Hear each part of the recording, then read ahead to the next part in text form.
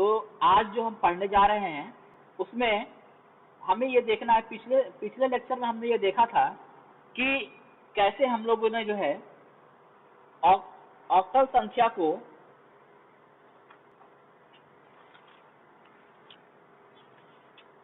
पिछली बार हमने ये देखा था कि कैसे हमने जो है ऑक्टल संख्या को, है ना, उसको जो है हमने डेसिमल संख्या में बदला था। ठीक है, और आज हम देखेंगे कि कैसे हम जो है डेसिमल संख्या को, है ना, डेसिमल संख्या जिसका आधार 10 होता है उसको जो है हम बेस 8 में बदलेंगे। ठीक है, तो इसके लिए हमारे पास जो है जो विधि है उसको हम लोग जो है स्टडी करने जा रहे हैं। ठीक है, अब देखिए हमारे पास 4 एग्जाम्पल हैं जिसको हम लोग देख रहे हैं, एग्जाम्पल ए, एग्जाम्पल बी, एग्जाम्पल सी और एग्जाम्पल डी। ठीक है, अब आइए हम शुरुआत करते हैं एग्जाम्पल नंबर 1 के साथ। ठीक है, एग्जाम्पल नंबर 1 में ये रहेगा, देखिए 56 है, तो ये क्या है, एक डेसिमल संख्या है। ठीक है, अब इस डेसिमल संख्या को हमें बदलना है ऑक्टल संख्या में, यानी बेस 8 में बदलना है बेस 10 को।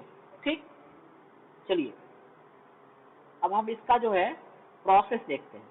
तो अब हमें करना क्या है कि पिछली क्लास में हमने आपको बताया था कि जब ऊंची घात से निम्न घात में आते हैं तो ऊंची घात मतलब 10।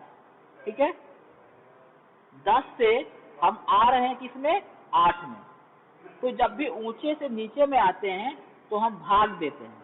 ठीक है, और जब हम नीचे से ऊपर में जाते हैं तो गुणा करते हैं। ठीक है, तो ये एक विधि है कि जब आप परीक्षा देने जाएंगे उस समय आपको बहुत कंफ्यूजन होगा, तो ये ट्रिक से आप याद रख सकते हैं कि कब हमें भाग देना है, किस संख्या को किस संख्या में परिवर्तित करने में भाग देना है, और कब हमें जो है गुणा करना है। ठीक है, अब हम लोग इसकी प्रोसेस को ध्यान में रखकर आगे बढ़ते हैं। ठीक, अब देखिए 56 था, तो 56 में हमने 8 से भाग दिया। ठीक है, तो कितनी बार गया, 7 बार गया। ठीक है, तो शेषफल कितना बचा, 0। ठीक है, अब फिर 7 को हम लोग 8 से भाग देंगे।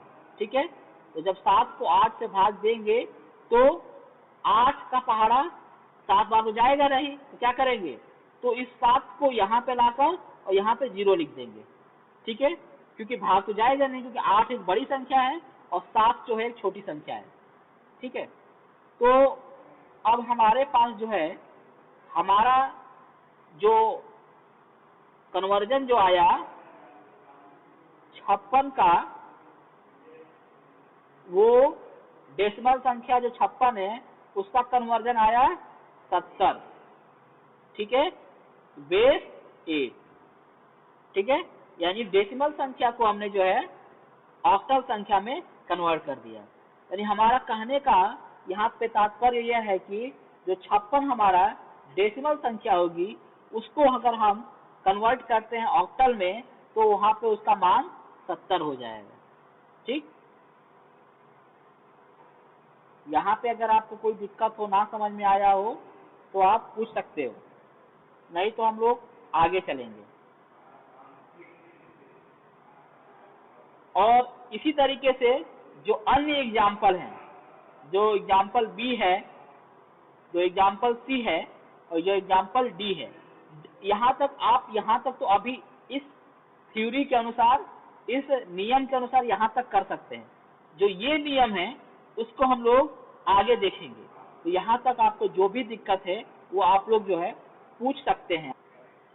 देखिए अब हम लोग क्या करेंगे कि जो हमारा उदाहरण 3 था, जो सी था, वहां पे हमारी वैल्यू क्या थी, हमारी जो वैल्यू थी वो इतनी थी, 0.6 875 ये हमारी वैल्यू थी, ठीक है, जो एग्जाम्पल नंबर 3 में था।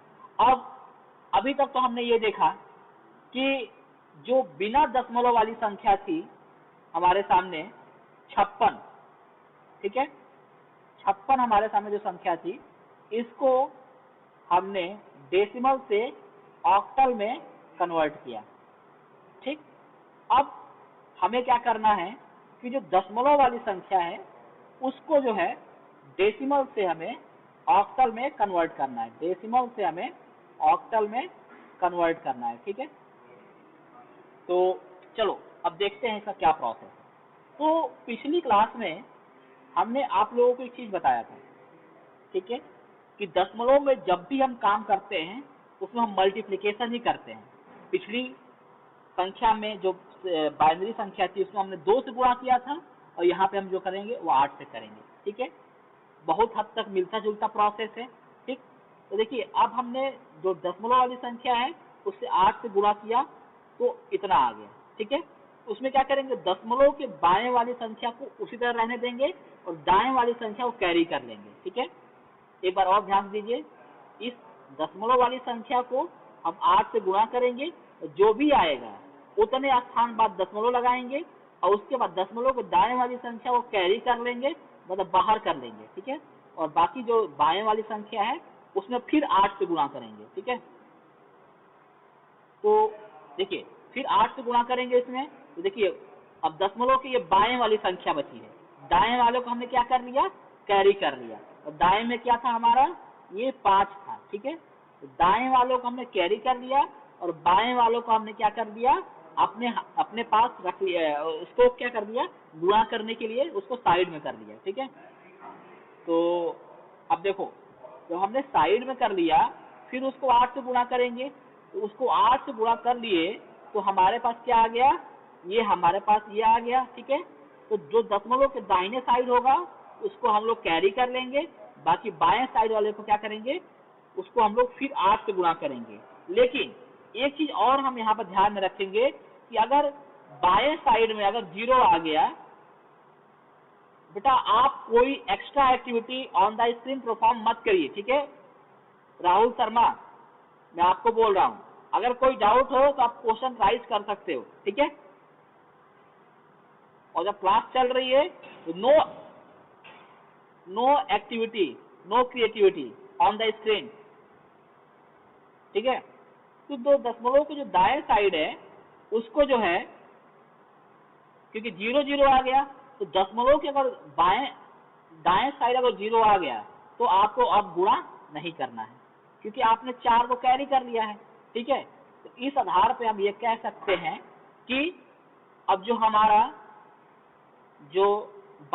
हमारा डेसिमल संख्या थी 0, 6, 8, 7 और 5, तो ये हमारी जो संख्या थी जो डेसिमल थी, जब हमने इसको ऑक्टल में कन्वर्ट किया तो हमारे पास क्या आ गया। अब देखो इसको हम लोग लिख लेंगे, जो हम कैरी किए थे उसको लिख लेंगे 0 और फिर ये 5 लिखेंगे, ठीक है, और फिर ये वाला 4 लिखेंगे, तो और ये यहाँ पर लिख देंगे 8। तो अब हमने क्या किया, 0.6875 बेस 10 को हमने कन्वर्ट कर लिया 0.54 बेस 8 में, ठीक है। तो ये हमारी जो है दशमलव डेसिमल संख्या का ऑक्टल संख्या में परिवर्तन हुआ, ठीक है। तो आप लोगों को इसके रिगार्डिंग अगर कोई दिक्कत है तो आप क्वेश्चन